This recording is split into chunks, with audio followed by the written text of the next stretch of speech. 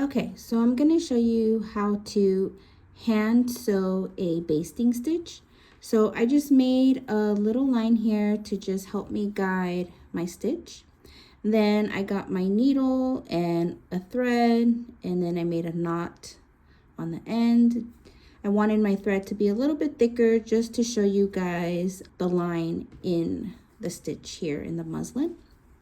So I'm going to start off from the back of the piece of fabric, and I'm going to just have it poke out my needle like this, and then about like a ½ inch I'm going to weave it through the other end, and then again another ½ inch I'm going to bring it out. So I'm just doing this weaving effect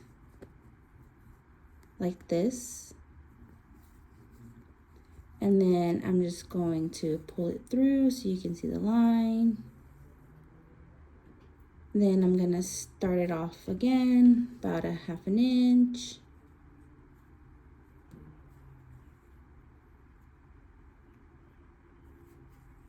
And just weave it through.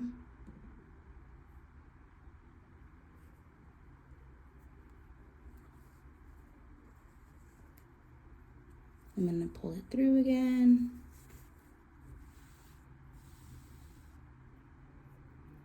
And then I'm just gonna end my line.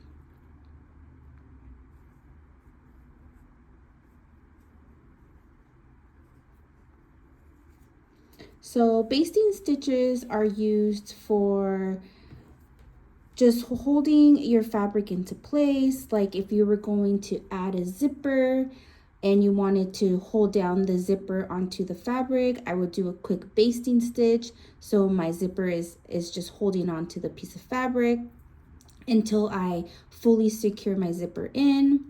I also would use a basting stitch if I wanted to do a quick sample of how an item was going to look. And then lastly, basting stitches are used for gathers. So this is what your basting stitch will look like. And then if you keep pulling it through, it will gather your fabric together like so. And then that's how you make little gathers for your garments, is also a basting stitch. So it's just a really simple stitch that holds everything into place until we secure it with the sewing machine.